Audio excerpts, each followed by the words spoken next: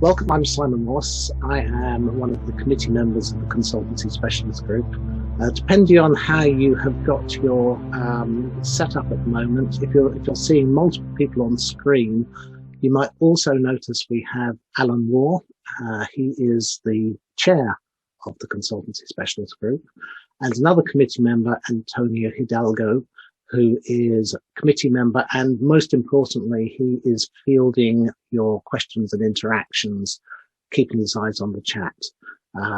All through the session, you're most welcome to either make comments or enter questions through the chat system, and at convenient moments during the talk, our speaker will take a look at those comments and respond to you. And indeed, also on screen, if you can see all the faces, is John Booth. May I welcome and introduce John Booth. John is speaking us today on Consultancy and Green IT. And in fact, he is the vice chair of the BCS's Green IT Specialist Group. So I'm not sure if that's quite the right title, John, but you can fill us in a while. In his day job, though, he owns and runs a sustainable IT consultancy called Carbon3IT Ltd. And that provides IT energy auditing software and physical smart metering solutions, as well as sustainable IT consultancy. I won't go any deeper into your background, John, because I suspect you know more about it than I do. So can I just pass over to you? Thank you, John. Thank you very much, and welcome everybody to this Consultancy and ICT Sustainability Green IT presentation.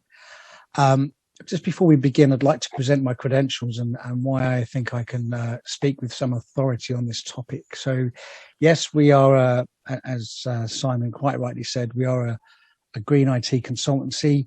I think I've given you the old bio, actually, because we now concentrate on data center support services, as well as Green IT as well.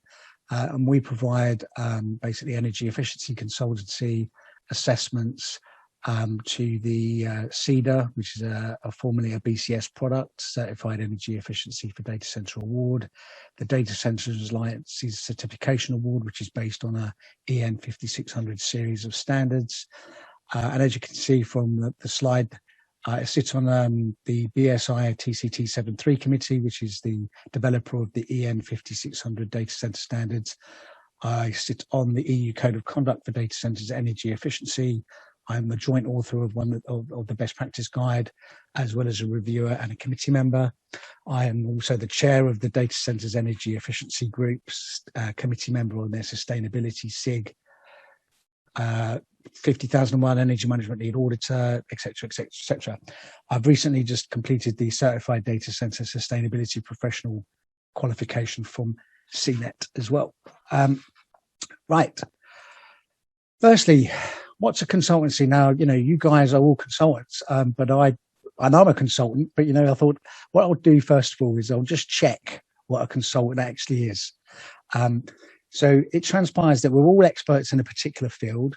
And of course, with IT, this can be a very wide and varied field.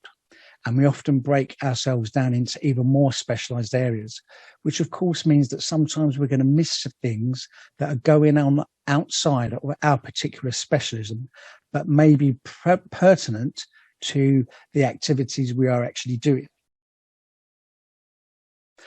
So basically, there's two types of consultant, in-house and external, and I'm sure that we all have different ways of operating.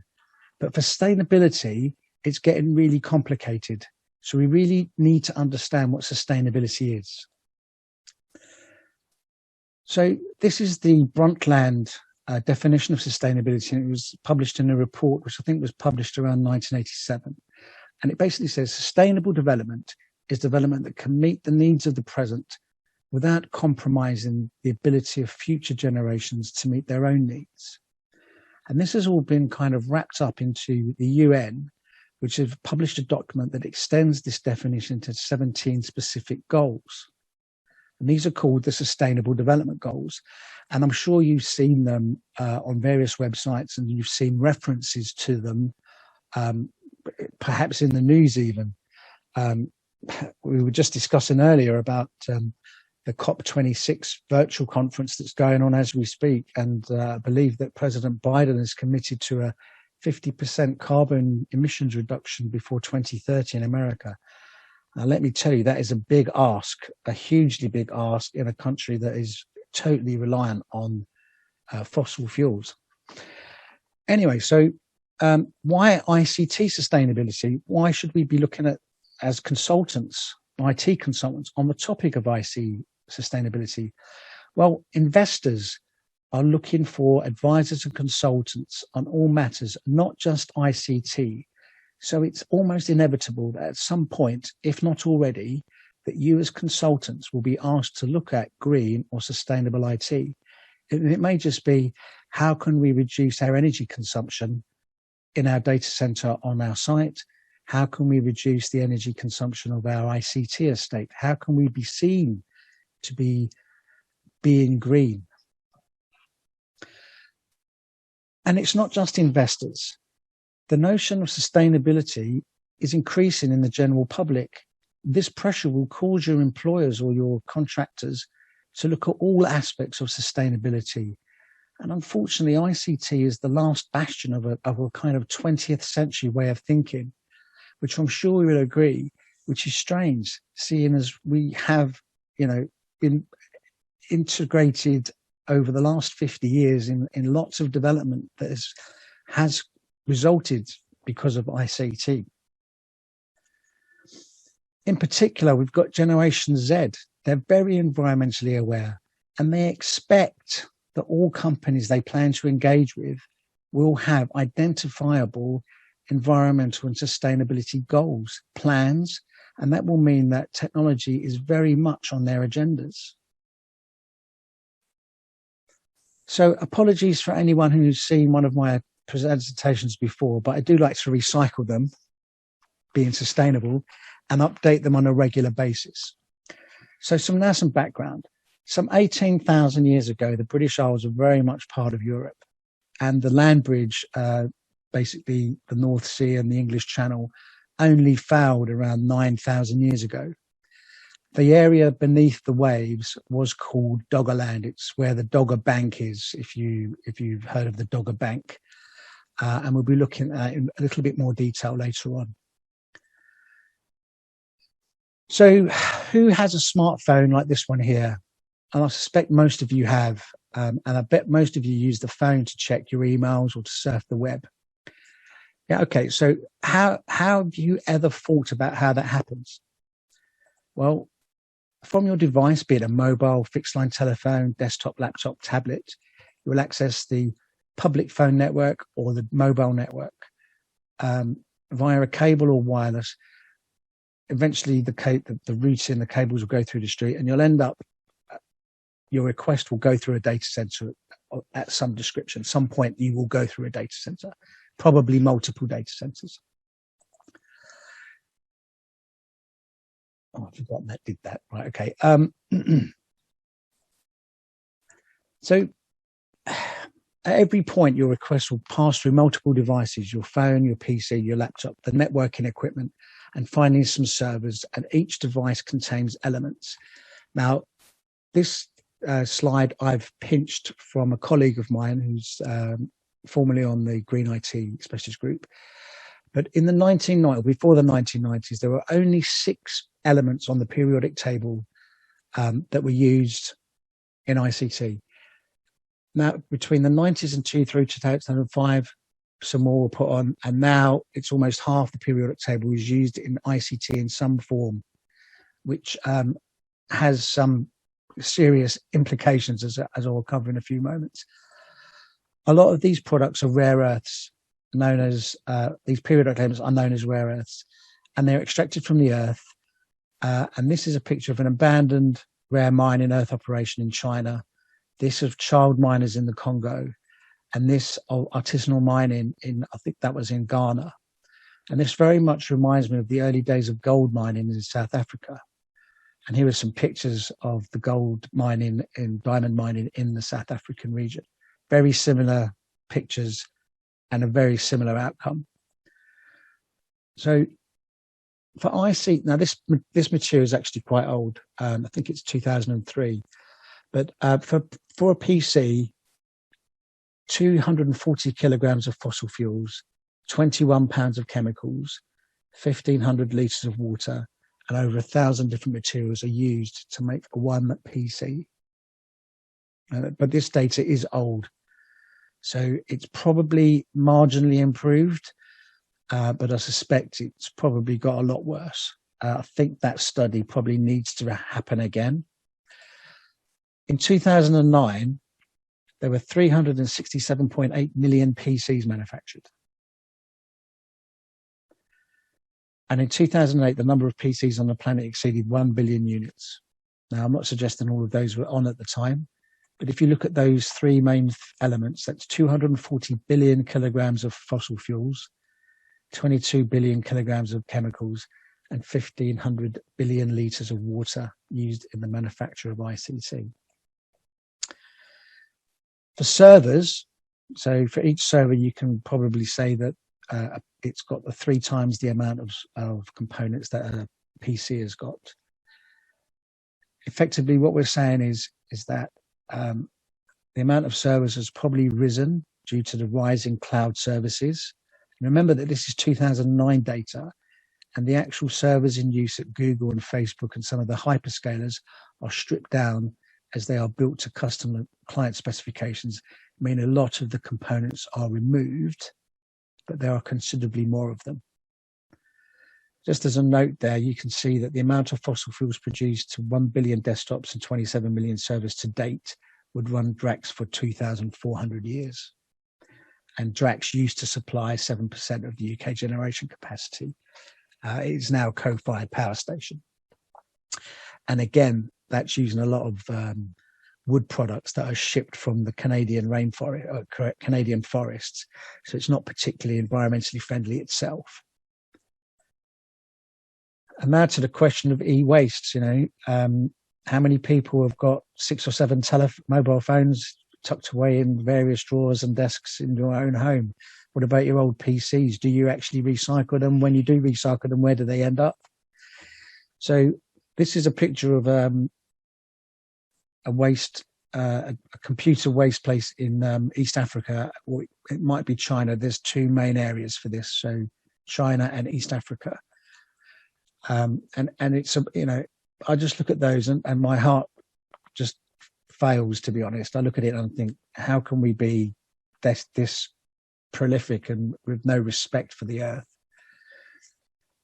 Studies at Chinese, Indian, Nigerian and Ghanaian e-waste sites found large concentrations of heavy metals and organic contaminants such as PDBs, PCBs and polycyclic aromatic hydrocarbons in the dust, soil, vegetation and the blood of the workers and in the vicinity of those sites. And unfortunately, most e-waste recycling sites are in countries with very lax environmental laws, if at all.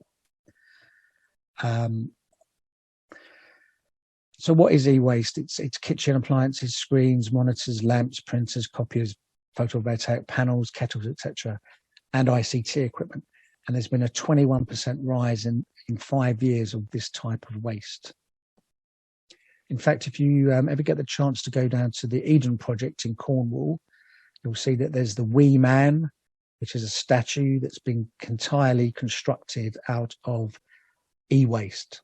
So televisions and cookers and hair dryers and all sorts of that sort of stuff. So I should have put a slide up actually of it, but if you ever get a chance to go down, it's about 5 meters high, quite alarming. The Global E-Waste Monitor 2020 reported a record 59 megatons of e-waste and predicts a rise to 81 megatons by 2030. You can check that out on that article there. We'll have a break after this one, Antonio. So if you had any questions, feel free to raise them. Basically, e-waste causes multiple contamination problems.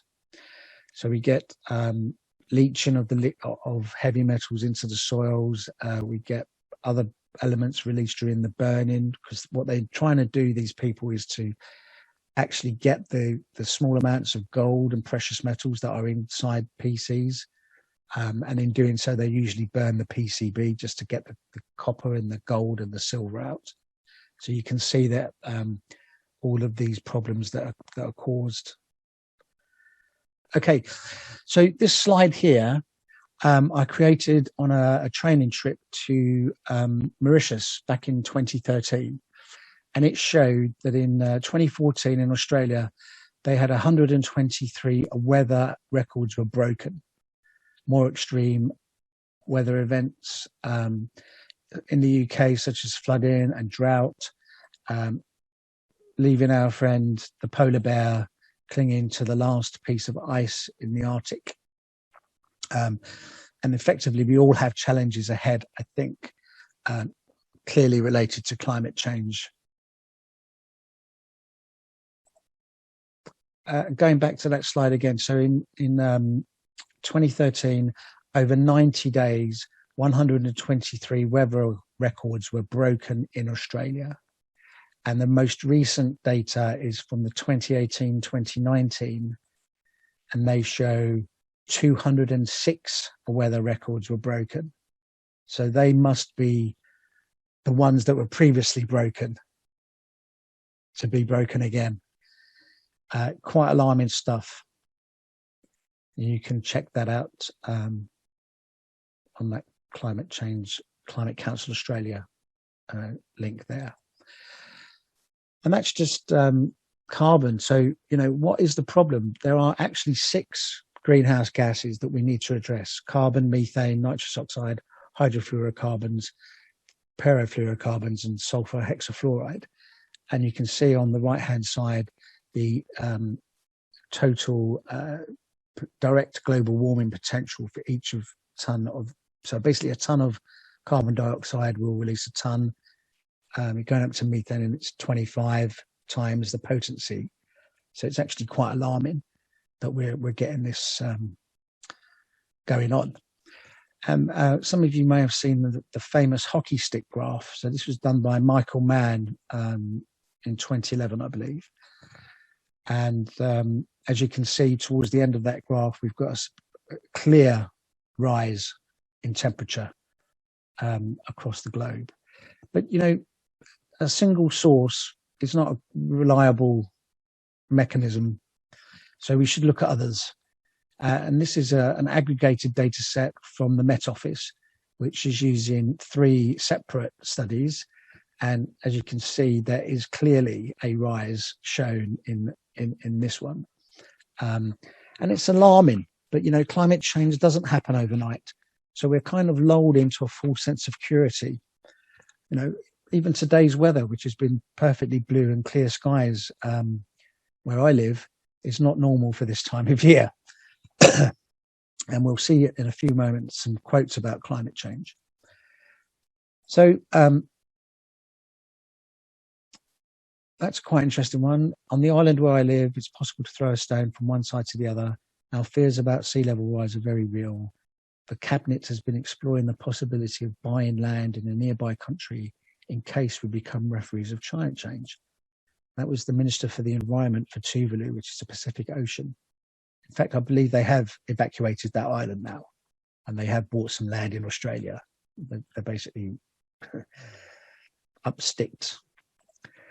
Climate change is the most severe problem we are facing today, even more serious than the threat of terrorism. That was David King, the UK government's chief scientific advisor in 2004, 17 years ago. And then finally, how could I look my grandchildren in the eye and say I knew about this and did nothing? That was David Attenborough, Sir David Attenborough, in 2006. And here's an example of why we should be worried. So this is going back to our Doggerland slide. 18,000 years ago, you could walk from Yorkshire to Denmark. 9,000 years later, you have to get a boat. And that shows, you know, even though 9,000 years is out of our comprehension, in terms of the climate, it's a relatively recent event. So what about today? Well, according to my research, 3/4 of what are defined as mega cities, which include New York, Tokyo, Cairo, etc., are besides the sea. It's been estimated that 80% of humans live within 60 miles of the coast, and a sea level rise of 10 meters would be catastrophic. This slide is of a 7-meter rise in Europe. And if you look in, you'll see that the Wash has got considerably bigger. So if you live in King's Lynn, you better develop some web feet. Half of the Netherlands is now underwater, and quite a bit of the far north of Germany. And I think that's quite a lot. And we're going to see that Lincoln is now part of the coast, and that there is some peaty kind of bogs that have gone all the way onto the lower levels there between Leeds and Sheffield. That's a 7-meter rise.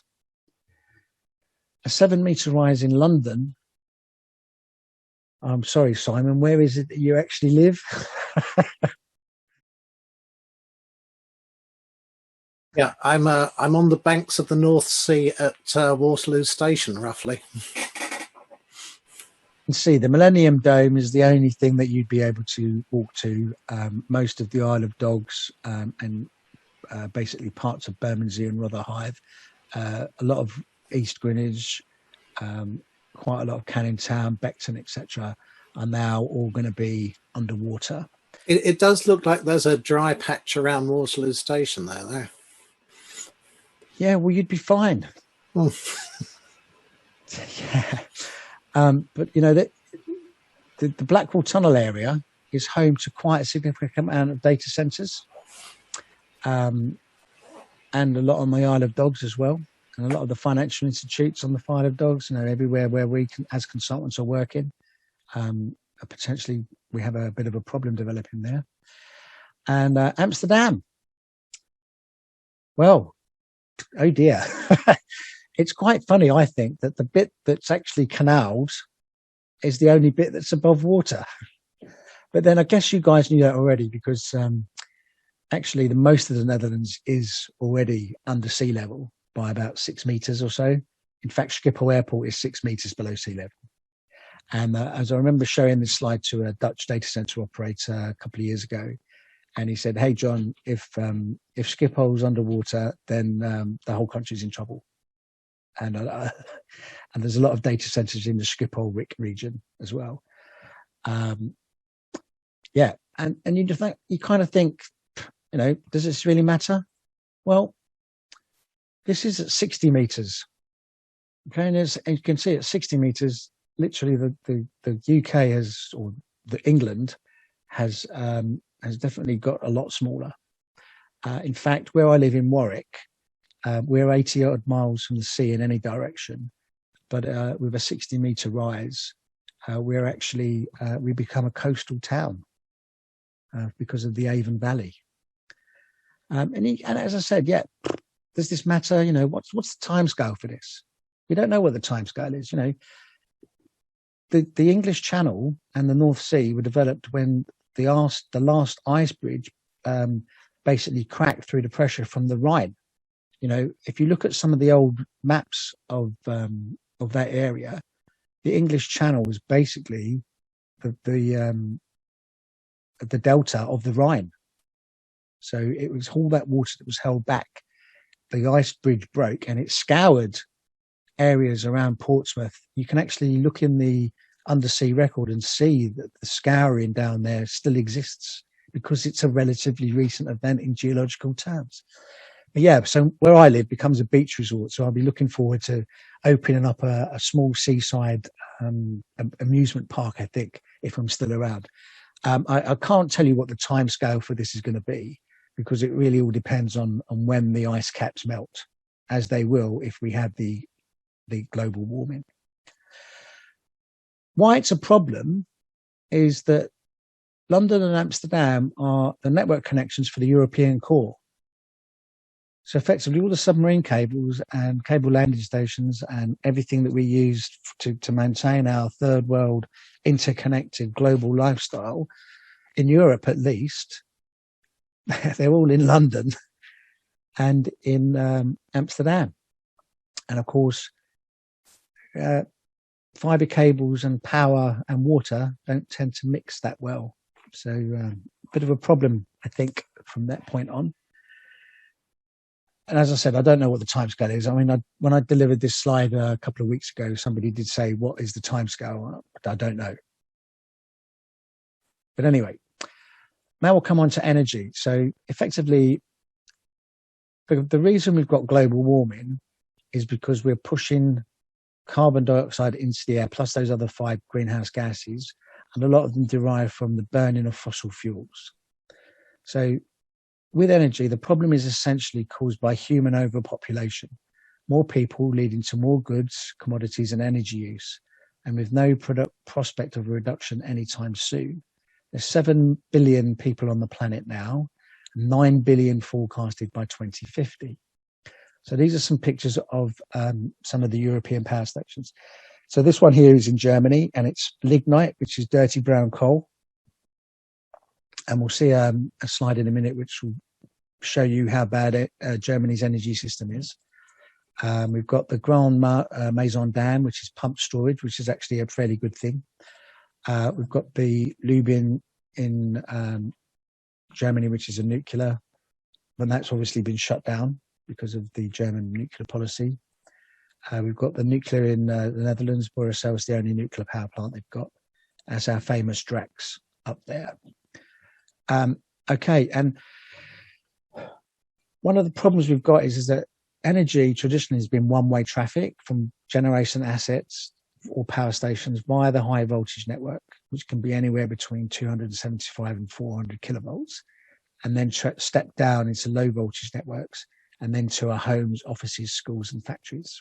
Okay, so that was centralized generation, and that was very prevalent up until about 2009, when we had the liberalisation of the generation grid in the UK. Now it's very much a two-way mix. Okay, so we've got other variable assets such as wind farms, commercial wind, solar farms, and at scale, these can connect to the high voltage networks via interconnectors, and some may connect directly to the low voltage network, and others connect directly to the low voltage network, such as domestic wind and solar and anaerobic digesters. Now, I'm going to try this out. I don't know if it's going to work. It should work. Yes, it does. So, right. So this is real time, or it's actually, it's 3 minutes old, this. Okay, so this is showing the demand right now at 35.78 gigawatts. The frequency of the grid is 50. We're using 54% is gas turbines, combined cycle gas turbines, which is accounting for 19.65 gigawatts. Our nuclear plants are online and they're generating 4.61 gigawatts, 12%. Biomass, so that means Drax is operating, and that's providing 2.95 gigawatts, which is 8%. And unfortunately, it's not very windy. So we're only seeing 0.76 gigawatts, or just over 2% of the demand right now. Now, what I want to concentrate on is these guys up here, the 5 in the top right, and also the 5 underneath. So the top right ones are the kind of minor areas of generation. So we're using pump storage up here, and then we've got hydro, we've got solar. Coal is only accounting for 1.4%, and we're not using our oil combined cycle turbines at the moment either, which is probably a good thing because they're heavily polluting and horrible. More importantly are these 5 down here. So these are the French, Dutch, Irish, East-West and Nemo interconnectors. So this is where energy is coming in from Europe. And it is, at the moment, probably about 8.5%. Now, if you were to look at that in the morning, it will be around 10%. When I first started looking at this page about 10 years ago, the interconnectors, they didn't come online until the afternoon. So this interconnection is a direct result of the closure of our coal-fired power stations and other generation assets in the UK to meet our carbon commitments, our carbon reduction commitments, mostly derived from European legislation. So we had the Large Combustion Plant Directive, which basically shut power stations down if they were using coal unless they put in carbon capture and storage, and it didn't happen, right? So they were shut down. They had some grace period. Right, okay, we've covered all that. Let's look at the next slide. This again is fairly real-time data, and what it's showing is the colour of the country is its amount of low carbon source, and the little arrows that you see are where it's being transmitted to. So as you can see, into the UK at the moment, we've got the green coming from France of just under 2 gigawatts. We've got some power coming in from Norway, 2 megawatts. Ireland is actually sending us stuff. Now, yesterday, the arrows were the other way round. So that was actually energy being sent by the UK into Ireland. And I suspect that if you look at that, it's mostly wind power that they're generating, that they're sending back over the interconnector. So this is a really useful map, and it's really dynamic. You can see, in fact, it's global. If I scroll out, you'll see that you can actually look at Iceland and all sorts of strange places. Going over to the States is quite interesting. Of course, not all countries are covered because they've not all been able to send their real-time generation data to the portal. But it's a really useful map, and we use it all the time in our work when we're describing the good mix of each country. So, okay, Germany at the moment is 243 grams, 70% low carbon and 59% renewable. If we look at Poland, 559 grams, 32% low carbon and 30% renewable, which is a very big improvement. And then if we look at Moldova, we've got 7% and 6%. So not very much good stuff there, and consequently a high amount of grams of carbon being used. Right, let me just go back to the presentation. We've got 7 gigawatts of coal being decommissioned by 2024. And then we've got 7 gigawatts of nuclear being decommissioned by 2023. So there is the potential for a bit of a looming energy gap moving on in the UK at least. And it's a moot point whether or not we'll actually be able to push up the interconnector generation that we can get from Europe. So there is a bit of a gap, and especially on top of the net zero targets. So the net zero, I haven't updated this slide deck, so the 2050 net zero target, which is already one of the most ambitious in the world, which means that basically we need any emissions will be balanced by schemes to offset an equivalent amount. So basically looking at energy production, energy use balanced by renewable energy production, and that is kind of like this. So you either go completely renewable, and in some cases, some of the renewable systems are not that carbon friendly. The best one is nuke, which is 12 grams per kilowatt, I think. And then it's hydro, et cetera, et cetera. So, and coal and oil are, 800-900 grams. So quite extensive stuff. So we need to think about planting trees or using technology like carbon capture and storage. And if you look at the government's COP26 presentation earlier, I think the Prime Minister said that there was probably going to be some more investment into carbon capture and storage and other low carbon technology schemes, which is pretty good. And then obviously I have yet to see what Joe Biden have to say for himself, but I suspect that he'll be putting a lot of investment into either the ceasing of coal-fired power stations and then moving those jobs into green stuff. So there is an organisation called the Committee on Climate Change, and they're the science-based committee that provide the details into government. And this is the progress report from July 2019. So defining challenge for every government, yet only limited evidence of the present UK government taking it sufficiently seriously. And that was the previous hung parliament, obviously. So we'll give them the thing. But I think there's probably been something else on the government's mind since 2019, and it may mean that the climate change adaptation and energy has kind of been pushed to one side so they can pursue their primary policies. And you can check that out in the uploads on that link. Effectively, it's time to act. So this is the Climate Change Committee again. So they was basically said in July 1919, we've got COP26, and we need to think about what we're doing.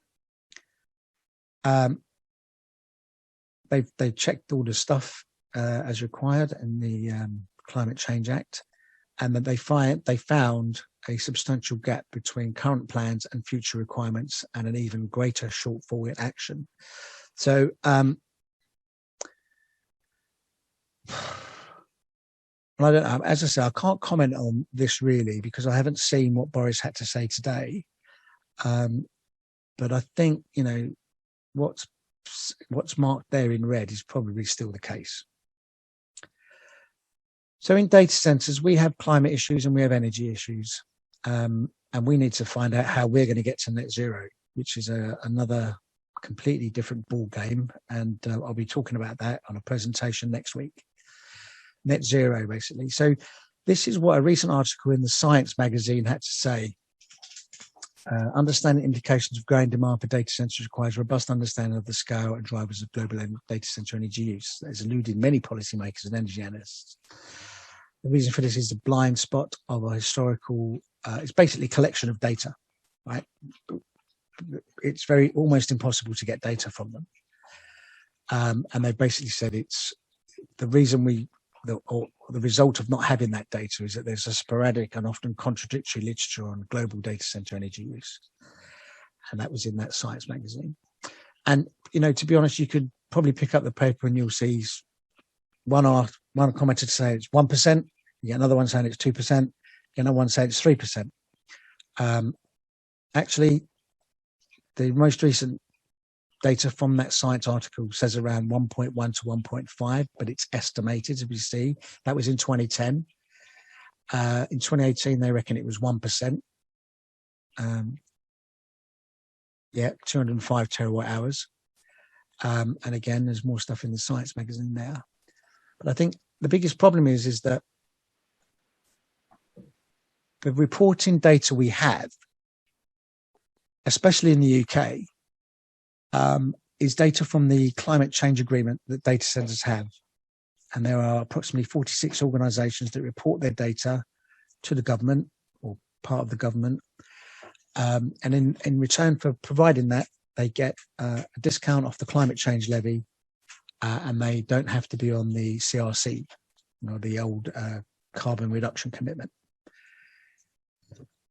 And they are primarily co-location sites. So these are professional data centers that provide services for many organizations, both government, commercial, academic. But underneath those, and they're not included in the climate change agreement, is almost everybody else's enterprise data center, all of the enterprise edge data centers, and a lot of the telco. Right, so the mobile phone towers, BT buildings, Sky Television, content delivery networks, etc., etc., etc.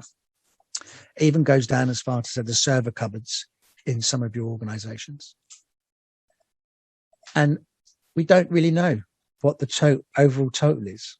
Absolutely. What we do know is that in the commercial data center sector, under the climate change agreement, in the second period, and the third is due, that in 2017, total data center energy consumption in the UK was 2.579 terawatt hours, right, on an annual basis. And that represents 0.76% of the total UK generation, which was 339 terawatt hours, which is 0.285% of primary energy, which is the coal and gas, etc. And you can see that from the climate change report there. Now, I do believe it's gone up, but as I said, it excludes BT, which was third in the climate change reduction tables when it was published, and it excludes all private data centers and server rooms. We did some studies after this report was published, based on 80,000 data centers, which we kind of calculated by saying there are 33,000 business in the UK employing up to 250 people. And there are 7,000 businesses that employ over 250 people. And we assumed that all of them would have some sort of cooled server room. Then I added some 40,000 for government, local authorities, emergency services, universities and schools to make that 80,000. We worked out that each room would have around 50 items of IT kit, servers, storage, network. Used standard energy consumption rates from industry determined that the average cooled server room would cost around £57,000 a year. And that added up to 480 megawatts per year. Yeah, and for the UK, effectively 38.54 terawatt hours. Add the climate change data, and we get an overall result of 41 terawatts, which is actually 12% of UK generation. 12% on IT, and that's not including home IT, such as smart speakers, big smart televisions, gaming consoles, etc., all of which are now internet enabled. It's a truly alarming figure, and unfortunately, that's just an estimate. It's probably I don't think it's too far wrong, but we don't know for sure because nobody's compelled to report this in any way, shape, or form. The only thing that is compelled is the climate change agreement for data centers, and only 46 organizations and some 200 data centers actually report it. So it's vastly underestimated. The trouble is that government places policy on the data it has, and it doesn't have sufficient data to make those policy decisions. So invariably, they will make incorrect policy decisions, which will catch a lot of people out in terms of reporting. Okay. In the EU, back in 2007, they estimated it at 56 terawatt hours across Europe. And in 2020, the estimate was it was going to be 104 terawatt hours. And this would be causing a problem for policymakers, as I've just described, the bill payers, the people that have to pay for it, and obviously make a compelling argument for energy efficiency. This has been tempered with an 18% compound annual growth rate of data centers and the rise of cloud services across the globe. Right now, I think one of the things that a lot of people misunderstand is they go, right, we're going to move our kit into the cloud and we'll make energy savings because we're basically moving our compute from our on-premise or enterprise data center and we're sticking it up in a cloud somewhere. Well, that cloud is somebody else's data center. And true, yes, it is a more energy efficient and probably more recent construction, and it's optimized and run by some really good guys, clever guys that know what their stuff is. But we have, in the last 10 years or so, 450 of these facilities have been built, and they are not small. They are 100 megawatt facilities, and there's 150 more in construction, right? And yes, if it was a direct replacement of your IT server room into the cloud, I would be happy, but it's not, because you never move all of your services in your server room into the cloud. You have to keep some networking equipment so that your users in the office can access it. And there are some applications that are not cloud ready. You can't move GIS services into the cloud. It's just impossible. It would cost you an absolute fortune. That report I said earlier spoke about policy support for energy efficiency standards IT equipment, and it spoke about investment in new technologies, and it spoke about public data and modelling, and basically goes on to say that we cannot wait another decade for reliable bottom-up estimates. That tells me that what these people are calling for is more reporting, and that can be a pain for some of those data center guys. And remember, this report is focused on that very specific subset of the overall global data center estate. The research targets the professional co-location and hyperscale enterprise.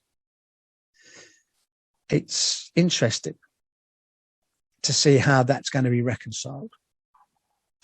At the same time, over in Europe, they've got the Green Deal. I'm sure you've heard about the Green Deal. And in 2019, on the 11th of December, they issued this statement. The Commission will consider measures to improve the energy efficiency and circular economy performance of the sector itself, from broadband networks to data center and ICT devices. It was clear that the whole digital economy was in their sights for regulation. On the 19th of February, just before pandemic, this statement: data centers and telecoms will need to become more energy efficient, reuse waste energy, and use more renewable energy sources. Yeah, and I would tell you that a lot of the data centers that are around are actually trying to become more energy efficient. They are reusing their waste energy in some form, and they are trying to use renewable energy sources.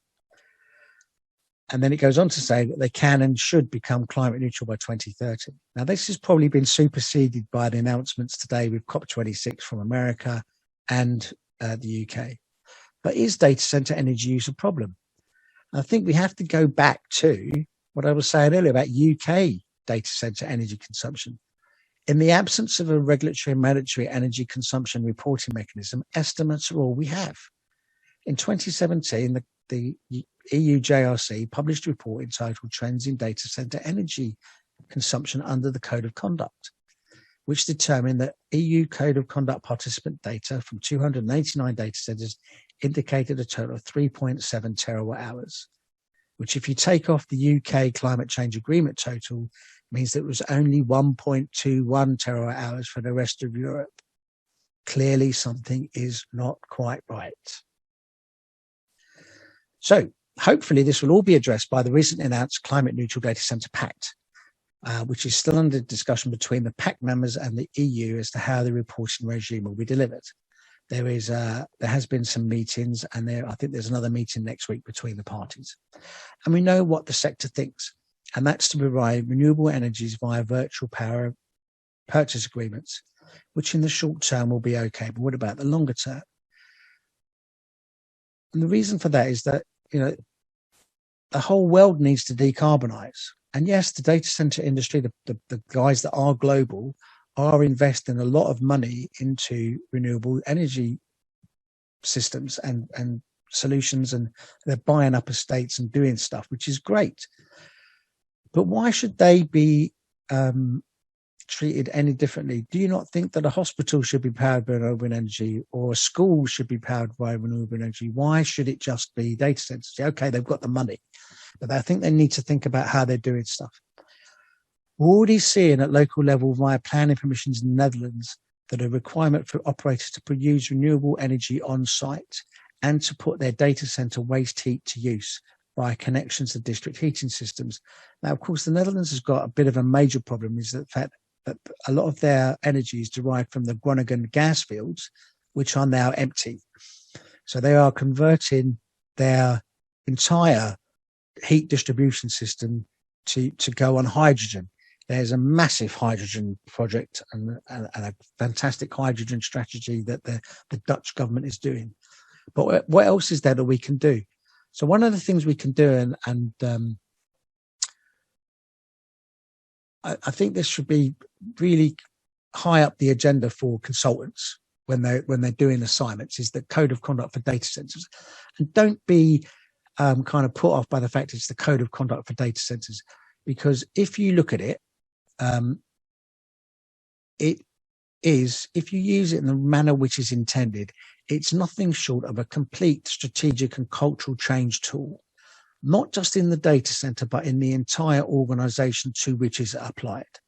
I'd love to cover the elements, but time is short, and perhaps you can sign up for one of our impending implementing the code of conduct courses, which will be probably happening in Q4. So my first recommendation is to download the review of the code of conduct before you start any ICT related project, because you'll probably find that there's something in there that will help you. And it can support radical steers such as auditing, cloud first policies, service charging models, right? They're all contained in there as best practices.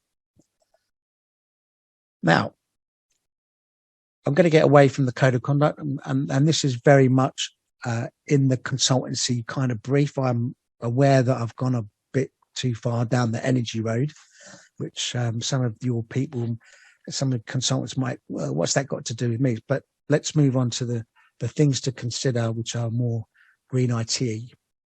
So obviously, overriding element is to reduce your energy consumption within your organization. Doesn't matter what you do, whether you're an academic, a manufacturer, office-based services provider, consultancy, you are going to be having to think about reducing your energy consumption. From an ICT point of view and thinking sustainable, one of the things you can think about is thin clients. Okay. Now, I'm sure that there are a lot of organizations out there that are using thin clients and virtualization in the back end. You know, it's Citrix, effectively, is what we're talking about here. But you will get a substantial desktop energy reduction by using thin clients, even more so than laptops. So, of course, Green IT mantra is get rid of desktops completely because they use about 200 watts an hour. Replace them with laptops. Yeah, okay, there are some consideration about using laptops because they're portable and therefore a security risk. Thin clients, to be honest, if somebody robs a thin client, it's absolutely of no good to them whatsoever because they just won't be able to get anything. It's just a box. Even if they turn it on, a light will come on and that's it. There's nothing in there that will give them any benefit. 7 watts for an average thin client. However, that's tempered by an increased data center energy use. Yeah, so your enterprise element will require some servers. You will need to put some virtual machines stuff on there, and Citrix boxes, etc. So there will be a slight rise in the data center element that will take away some of your savings in the desktop or the office area.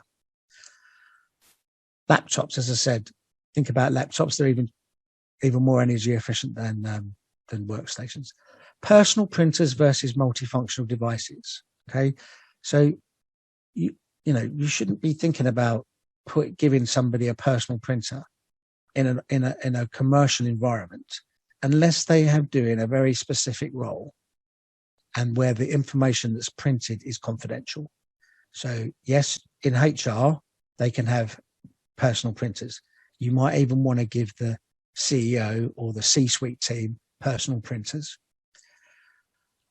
Alternatively, think about multifunction device printers so that many people can print to one printer device and then they can go and collect their printing off of a central device. It will probably help to keep them fit as well. They're getting up and walking to the printer all the time. There is also software you can do, which you can buy, which is linked to your access card. So you can send something to be printed, but it won't print until you present your card, which adds another layer of security. Make sure that nobody in the office can grab your printing.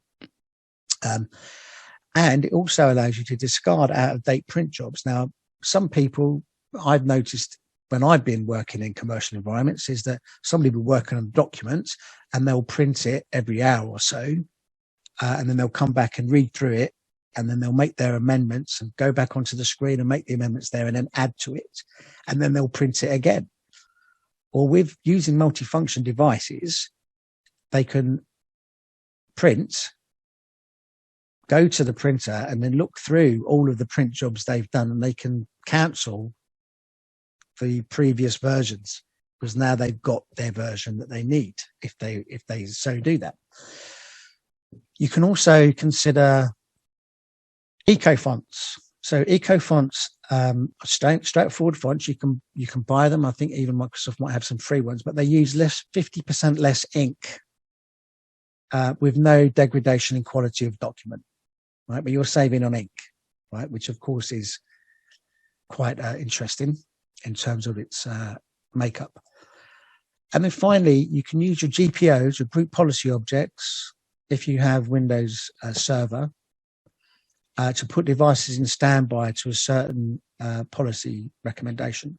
So you can actually say, right, there will be an overall group policy that's applied to the entire organization, which will put every device after 7 o'clock in the evening into standby, and you will not be able to open that up until 8 o'clock in the morning.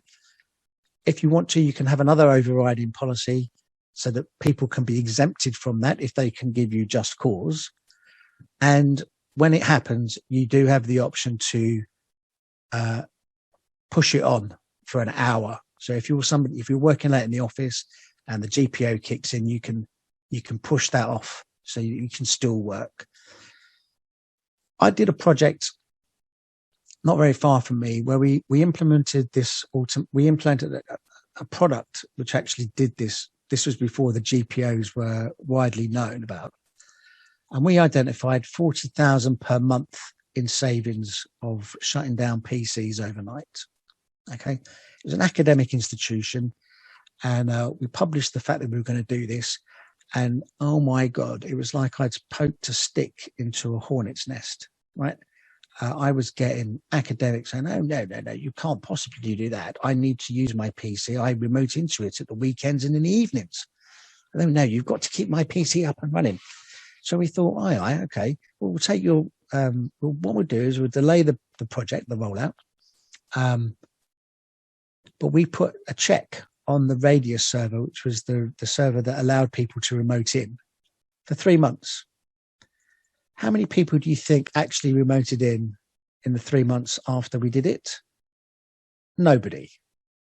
So the head of the IT just went, yeah, guys, okay, look, we told you we were going to put this product policy in position. You said that you were going to access your PCs overnight or weekends, but none of you did. So we're implementing the policy. 40,000 a month is a substantial saving. You think about that. Now, I added this to my slide deck. I don't think you've got it, Simon, but it's the TCO organization have just released 4 documents for ICT procurement, which are very useful. You can go to the TCO website and you just download them. But these are basically documents that you can use to give to your procurement officers so that they are selecting the most energy efficient and sustainable compute products that are available out there. And that's very useful. So one thing I would say is a key point is to look at the TCO website, download those documents. They can be very useful. You will get brownie points from your manager for bringing that up to him. Okay, so on networks, most switches after a certain time, I think it's probably about 2012, will have energy management features that are built in. And what they'll do is they'll shut down ports out of hours, or they'll put ports into standby pending detecting network traffic. And then you will save some money on that as well. And that can be applied through the entire networking stack, from your switches on each floor all the way down to your core router in your basement or data center that's routing the traffic inbound and outbound. Things to consider in the data center. Well, obviously, become an EU Code of Conduct participant, or if you're located in a co-location site, a endorser of the code, in which case you basically speak to the owner and say, are you a participant? If not, then I'm endorsing all of the best practice to you.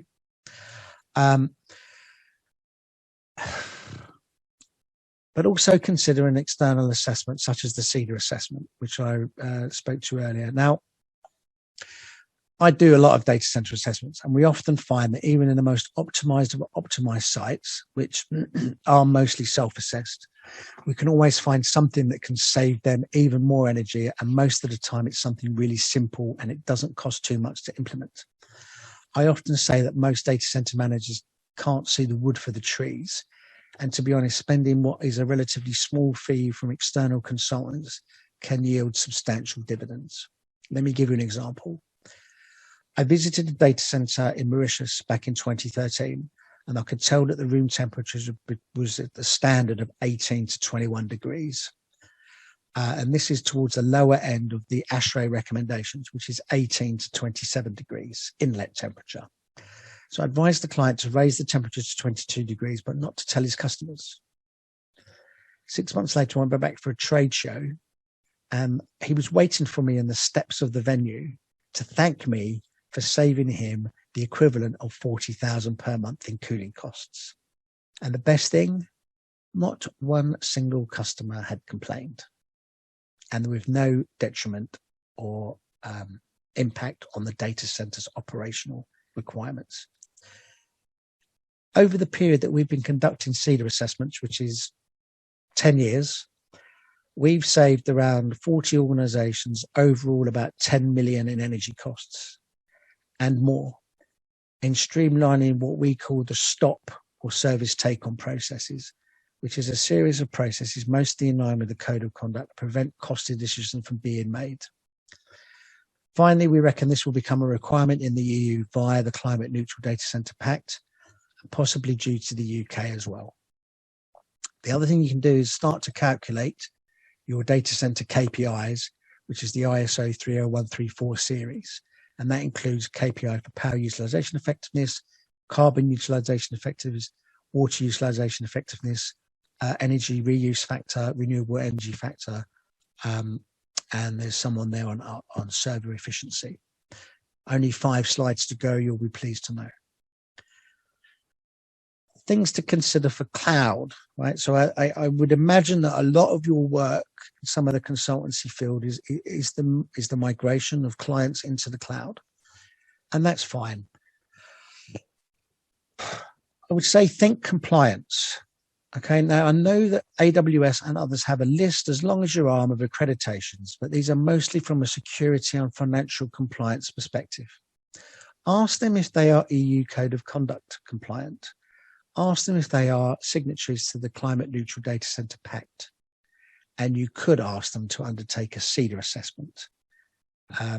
We have tried to batter down the doors of the cloud data center operators for the last 10 years, and we've been spectacularly, monumentally failed to get anywhere near them. And I can completely understand why, because these guys are operating what I would consider to be the Formula One of the motor racing calendar. These are properly optimized, ultra efficient, and very secret installations. And whilst people like Google will tell you to use the Code of Conduct, and indeed one of their slide presentations does talk about 6 different EU Code of Conduct best practices that they've implemented, I think they've got up to stuff since then, which they don't want to share to the world. Most of us are running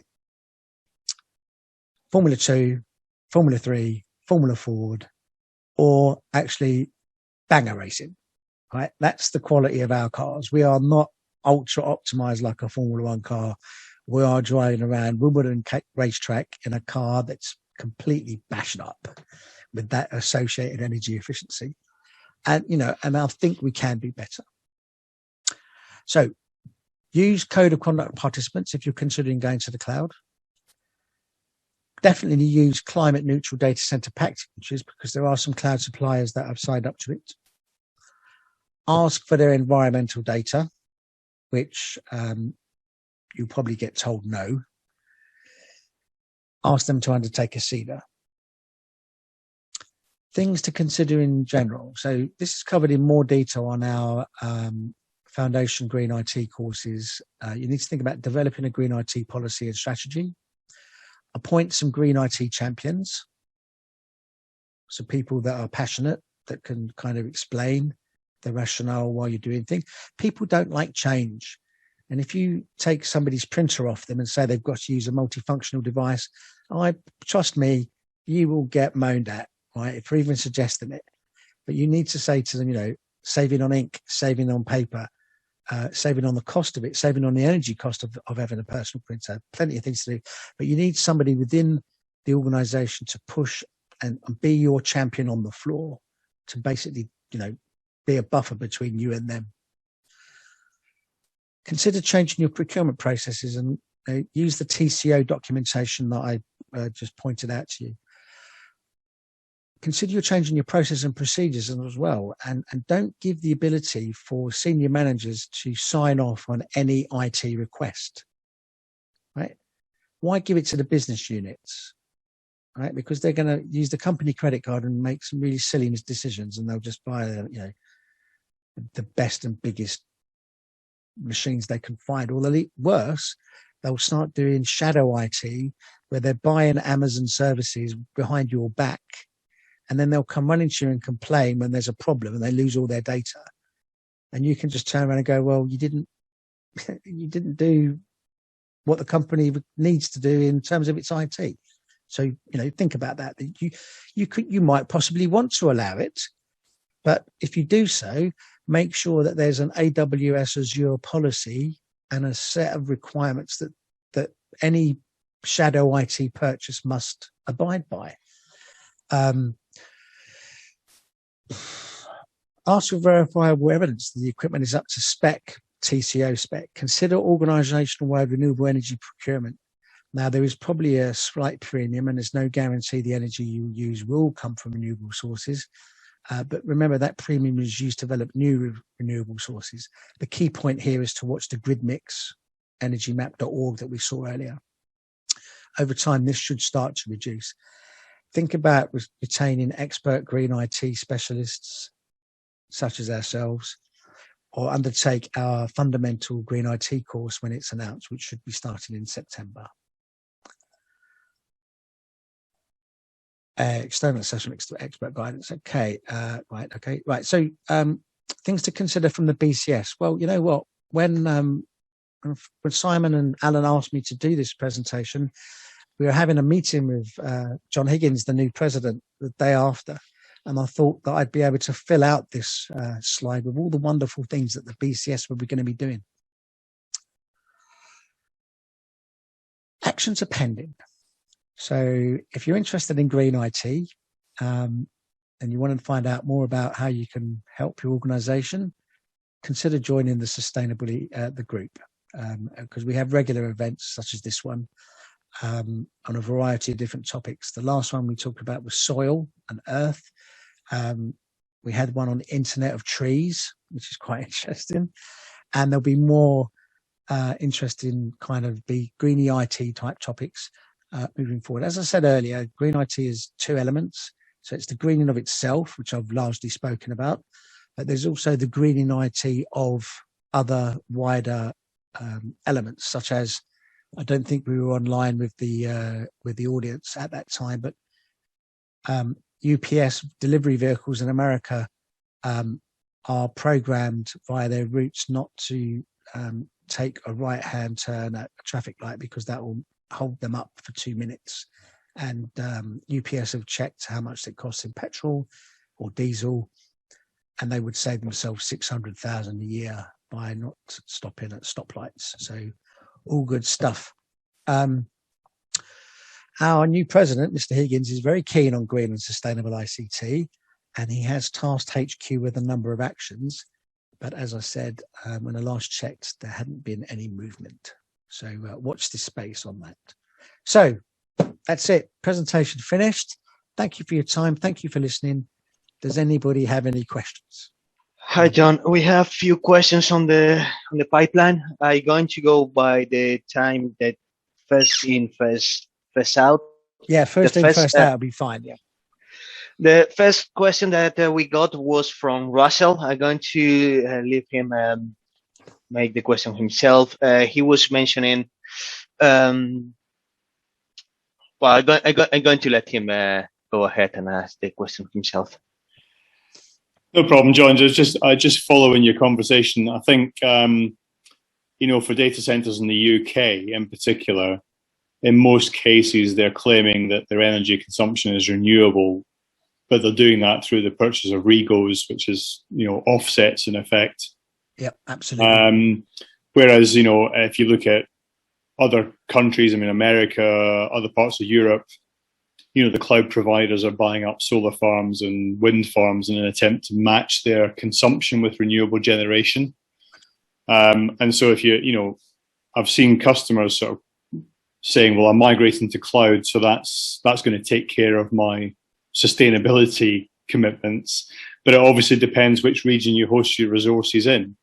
And if you're in Google, Microsoft, or AWS data centers in the UK, then you're back to that problem that those data centers are really just using regos to offset their consumption.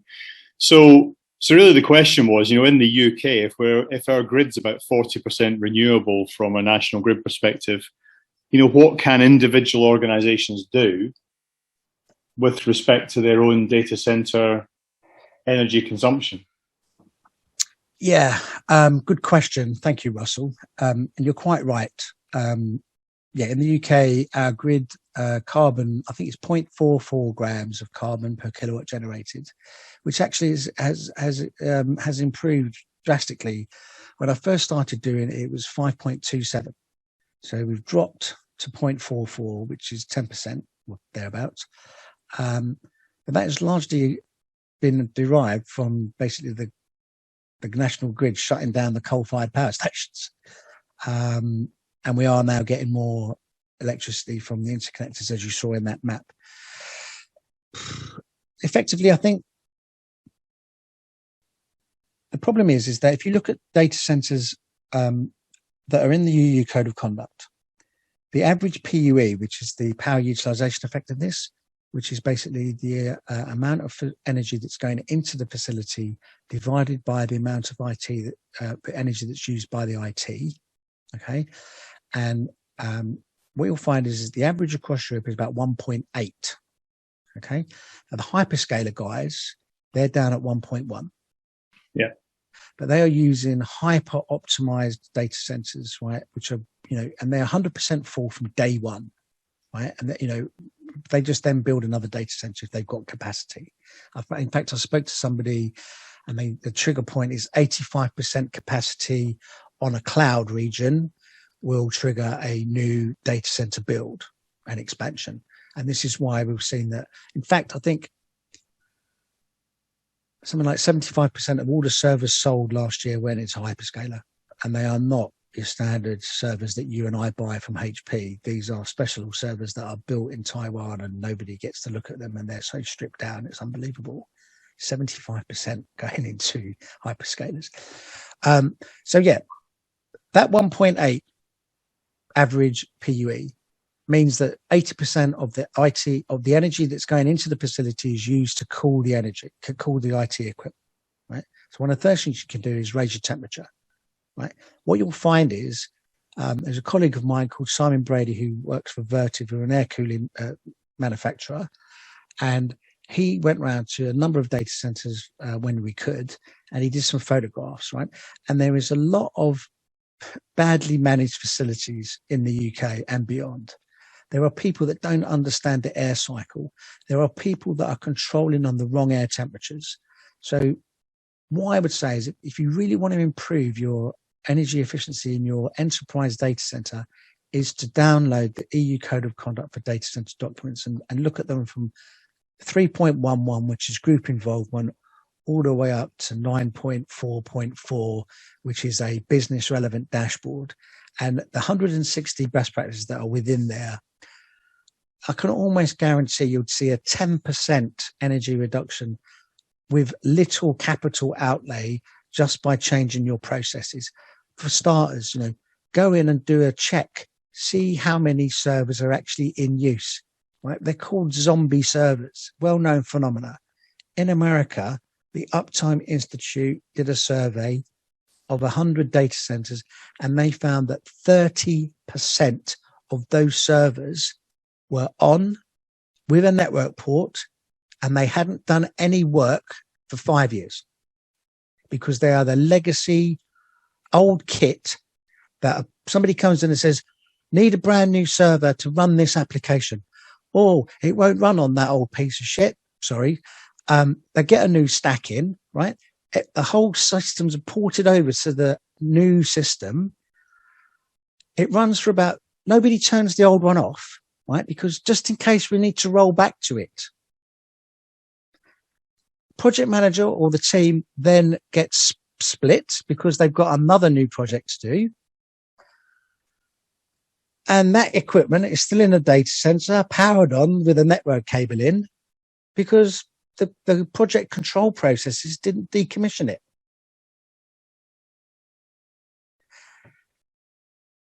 %30 straight away. Now, each server, how much do you think it costs a server to run in the UK? £14,000 per annum. Right? That's capital cost, IT, maintenance, and energy.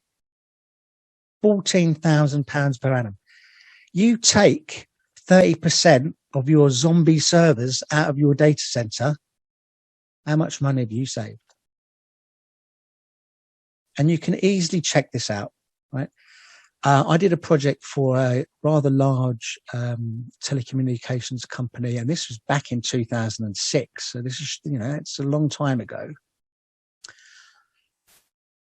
Where we had a zombie server identification program, and what we would do is they basically, somebody within the organization cascaded out an email. Remember, this sort of organization, some of the servers may not be controlled by a central authority. They may be down to individual business groups. Put out a general email saying, we are doing a data center audit. You must report your servers onto a support portal, right? In 3 weeks' time, we'll be visiting every single data center in our estate, and we will be checking the asset numbers and host names of every single server in those machines. If it does not appear on our records, you will get a soft cease, and we'll take the network cable out. If you do not then report a service incident, that your network cables come out, after a week, we'll pull out the power cable. After 4 weeks, it's out of that rack. It's gone. It's going to be recycled, discarded, sent for reprocessing. They even had a bounty. Anybody within the organization that identified a server that they could move out, they got £1,000 bounty per server. Right? They took out something like 55% of their servers, which were no longer used. And yet they'd been sitting there in those racks, costing the organization £14,000 a year. So point one, do your audit. Get rid of your zombie servers. There's stuff. You think about blanking panels, your airflow across it, raise the temperatures in the data center to within the recommended range. You probably find that legacy data centers are between 18 and 21, but they're controlled on the return air. So actually the approach air is a lot cooler. So to control on supply and go to about 22 degrees. And you'll be surprised how much you save, because your chillers probably won't kick in. There's lots of things that you can think about. The code of conduct has everything you need to know. If you need any more information, then just contact us and we'll be able to help you out. Does that answer your question, Russell? Yeah, no, great answer, John. Thanks. Right. I have another three. We have another 3 questions. We can potentially overrun if people are interested. I'm going to continue with order. So the first one will be from Tim Tenville. Then we have another one from Luis Santana, and the last one from Alan Wood. The first one from Tim is regarding how you started with all these kind of projects. Will the organization try to hire you to reduce personal cost? And I'm going to leave a team to expand on it. Yes. All this research you're doing is very interesting and commendable, especially from an environmental point of view. At first, in your presentation, I wondered who your clients were, but as you went on, I infer that they are probably very big organizations for whom you can reduce energy costs. Is that right? Yeah, I mean, we've just completed a sustainability benchmarking exercise for a French data center company, where we looked at their sustainability in perspective of their public persona against their peers. So it was quite a lot of research-based stuff, and we also looked at the construction techniques. So they've got quite a heavy expansion program. They want to build another 40 data centers in Europe over the next 5 to 10 years. And they really wanted to address the construction side of things, because if you can build a data center sustainably and look at basically the code of conduct, you can start to eliminate some of the processes. So it's very much like an OCP. If you're aware of the OCP project, what you'll see is that they have eliminated a lot of stuff that's inefficient by virtue of changing the way that we do things. In terms of, they don't have a little UPS, little battery capacitor on each server, which will provide enough time for a graceful shutdown, rather than having a UPS controlling the whole facility. I would say that our sweet spot, Tim, is an organization that would be over 250 employees or a branch network or above. Anything below that, it's kind of getting... the cost of our services would be too much for the organization to bear, because it would be, without going into too much detail, me being on site for a week is the thick end of $3,000. And I probably don't think I would cover $3,000 worth of savings in a calendar year for a small organization. And I would prefer that small organizations take advantage of some of the three. In fact, just offer it, or following the free stuff that's already out there, will give them, quite a good energy saving anyway. So laptops, as I said, considering going into the cloud for certain elements, but not all of them, because it depends on the nature of the business, because obviously inbound, outbound traffic into cloud services can be quite expensive. So if you're expecting a lot of inbound, outbound traffic into the cloud, just think about that. They're usually, most small organizations are usually cost conscious anyway. So they will only be buying, items when they need them. They won't be rolling out, they won't be spending 10 million on refreshing the entire footprint of a commercial building in Manchester, for instance. So yeah, I think there's plenty of stuff out there that's targeted towards the SMEs. That answer your question?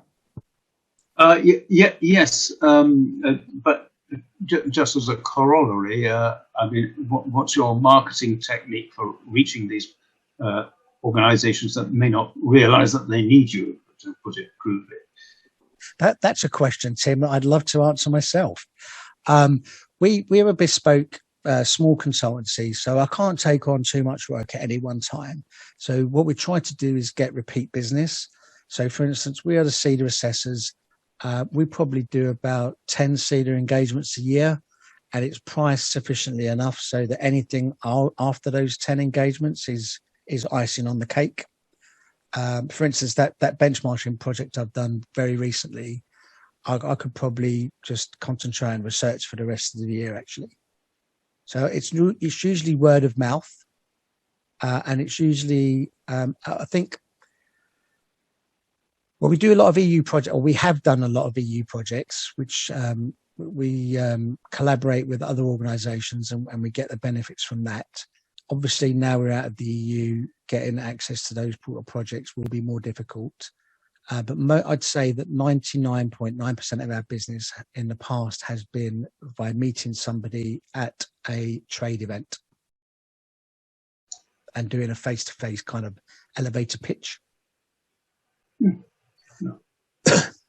I'll give you one example. We were at a data center event, an awards event actually, and quite a few sherbets had been consumed. And I walked up to one of the bar, and there was somebody I knew and two people I didn't, and they were arguing about how low they could get their PUE. Right now, bearing in mind that there had been a few sherbets drunk. And I said, well, if the prudent application of the EU Code of Conduct will reap benefits, you should be able to get down to those sort of levels of PUE. To which he replied, well, I've applied for the Code of Conduct and they rejected it. And I kind of blushed because it would have been me that rejected it. So I said, well, perhaps you need somebody who's a bit of an expert to do this. And he said, okay, give me a business card. And the next day, we got a job to do all 3 of his data centers. And that was just one chance meeting. I do travel quite frequently. So I do a lot of presentations in other countries in the world. So I assisted in the preparation of the Indian Green Building Council's data center assessment criteria. So, and I was only talking to the guy earlier this week, and he said, we probably need somebody to come over and do some assessment work in some of our data centers in India. No, obviously I'm not going to go there now because it's quite hairy out there with COVID. But yeah, I mean, I've done assessments in all 5 continents. So North America, South America, Asia Pac, Australia, Africa, and Europe. So that's where we derive most of our business from. Next question. Yes, we are over the top of the hour. Let's try to fit one more. We have Luis Santana. Luis, please, can you voice your question, please? Hi, John. Santana. Thank you for your presentation. My question was mainly focusing around, as IT professionals, mainly around the ethics and what we should be doing in that area.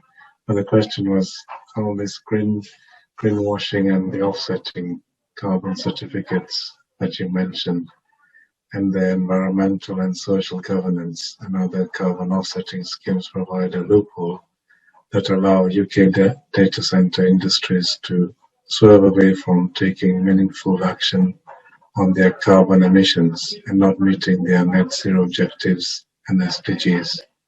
So how will the government, climate energy policies and the UK data center industry hosting these gig economy models, services, ethically and sustainably shaping the future of our businesses, environment and society as we work towards net zero and boosting a greener economy? Another great question, Santana. And a tricky one to answer, actually. As part of my presentation for next week, I've had to look at the net zero commitments and the SDGs in more detail, and I extracted some slides there. And actually, I haven't got access to it at the moment, but there are 10 points that are really essential if we're going to meet our net zero goals. And it is more about equality and transparency and collaboration between partners. And it seems to be, well, last year it was in short supply, that the concept of people collaborating over, this important climate emergency. There seems to be parties in certain countries that, are completely oblivious to this. But even China today announced changes to their capital requirements. One of the insurance companies changed announcements in the way that they're going to be funding their projects to be more green focused. I gave a presentation just before Christmas, and somebody who'd listened to that presentation contacted me afterwards and said, we have got a lot of capital and we need to invest it. How would you suggest we invest it in the data center marketplace? And I said, well, what you really need is kind of like a checklist of criteria that you would, if somebody comes to you with a data center project, you would go, right, are you following the code of conduct? Are you going to follow the EN 5600? Are you going to get your energy from renewable sources? Are you considering having renewable sources on site? Are you going to develop and run a district heating system? All these sort of things, I think, will become more prevalent in the future. Now, your question was more on government, and the thing I would say there is that there is a green in government ICT strategy 2020 to 2025, which I had called to look at today. And in there are some business goals and there are some other elements as well. It includes modern slavery, right? Well, that's a good thing. But I think that some of the government's ICT suppliers when they get that document, or if they actually bothered to open it, would run scared, right? Because the government is going to ask for a lot more transparency on those sort of things that I've spoken about today. Now, the key issue is will government actually make a stand on that? If none of their suppliers respond to an element, are they going to capitulate and say, oh, we don't need to worry about that requirement?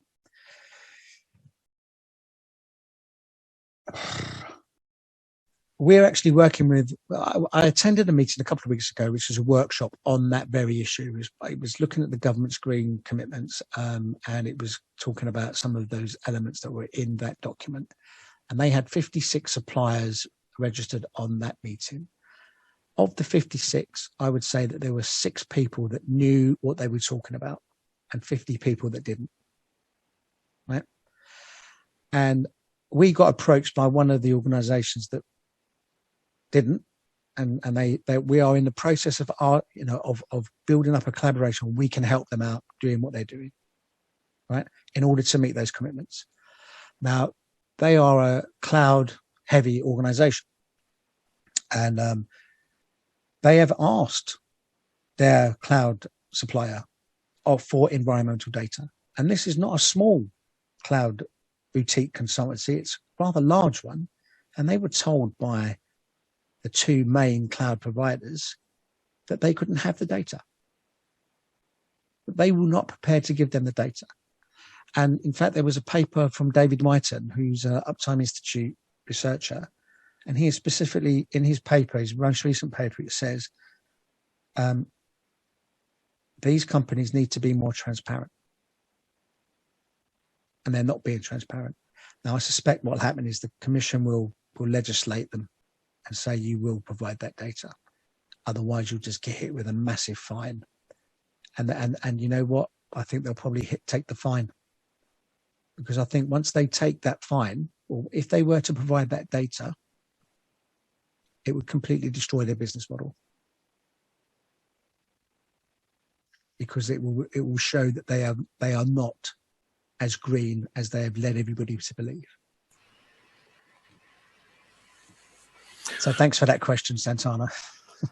Well, John, I think sadly we should let people go to their dinner now. We've run over with some really interesting questions, and I must admit I was bursting to ask a few questions myself. So I'm just going to wait till the next time we get you on screen and carry on the conversation. I hope it's been really good, and I'm sure there'll be a lot of discussion about the messages behind that. I do feel compelled, however, to encourage people to turn down their energy consumption by turning off and stopping work for the evening. So. One more comment. I noticed your question on the chat there. It says the impact of the new normal. Well, this is really interesting, right? So very, very quickly, okay. The Broadband Association, or one of the broadband associations, published. They said that working from home hadn't necessarily. There's been a 70% increase in people working from home, which had only related to a 6% increase in energy consumption, right? And they shouted this out as if this was a good thing. Now, I'm looking at it thinking, hold on a minute.